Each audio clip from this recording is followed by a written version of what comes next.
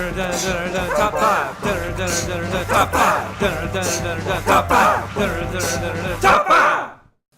What is going on, YouTubeverse? John Stanek from Johnny Radio here, bringing you another Top 5 on this glorious Top 5 Friday, and I'm so excited to be taking you way back in time today to 1965, one of the greatest years in music history. No, I wasn't born yet, but it doesn't matter. Let's get right to it. At number 5...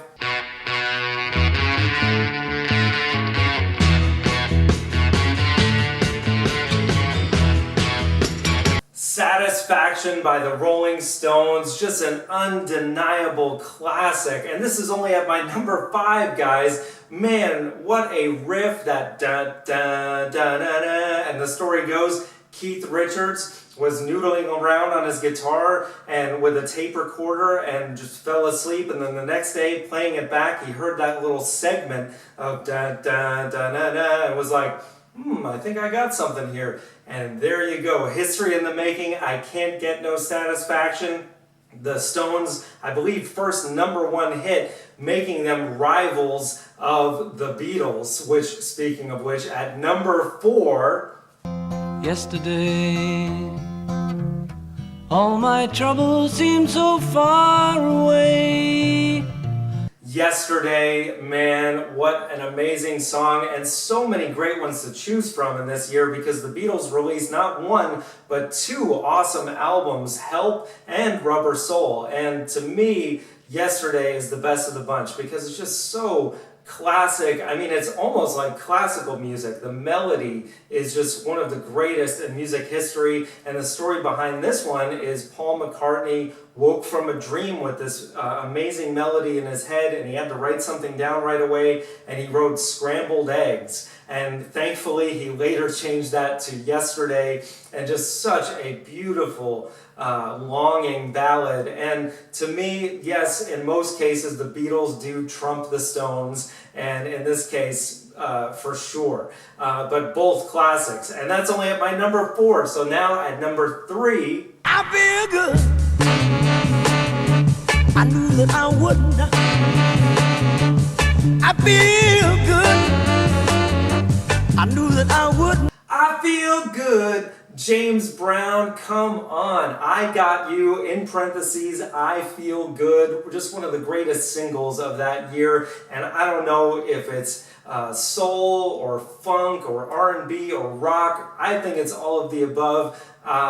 You can't help but not love it. It is just pure joy in a song. It'll always put a smile on my face, and it just gets a room excited. And man, James Brown had so many great songs, but I think for me, this is probably my favorite and the one that really got his career going, and that is at my number 3. So now, guys, at number 2,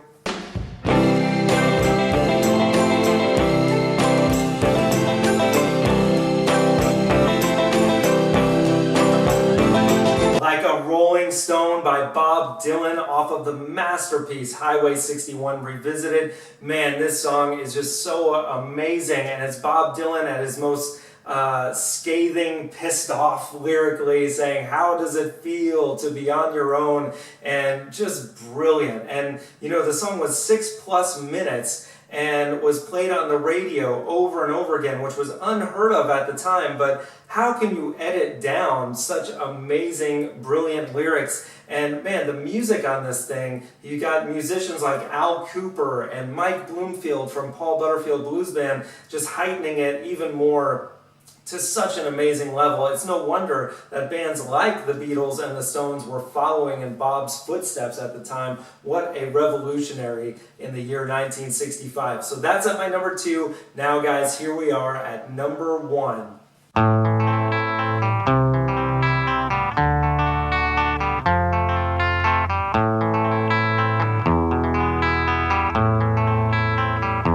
House of the Rising Sun by the Animals. Oh man, I love love this song so much. If I did a top 5 songs of all time, this would probably, not probably, for sure be in there, because it is just so powerful and timeless. I mean, as powerful as it was in 1965, it still holds up today with the same emotional weight, and a lot of that has to do with Eric Burdon's vocals. I mean, this guy just yelling at the top of his lungs, and you feel what he's feeling. He's really getting that emotion across. Anyone can relate to this. And, you know, as I was saying, from 65 to now, it could have been 1865. And the truth of the matter is this song was written way back in the day. You don't even know exactly when or who wrote it. It's that old. But the Animals stamp on this is just the best out of all the covers. And the music, that arpeggiated guitar, the riff and the chord progression are just amazing. The organ building up, and the drums are very limited. You know, it's just mostly cymbals. You don't even really feel the bass drum, but you just feel the power of the performance, and it is just mind-blowingly one of the best songs ever made. So that is my top 5, guys. Let me know in the comments below what you think. What would be your top 5 of 1965? I'd love to see it. And what do you think that I missed on my list? So please let me know, and please keep tuning in. We got top 5s every Friday and other content too. So thank you guys so much for watching, and as always, Viva La Vinyl! So please click like and subscribe by clicking the Johnny Radio icon to the right. There's also some other content for your viewing pleasure. Thanks so much for watching, and I'll see you soon.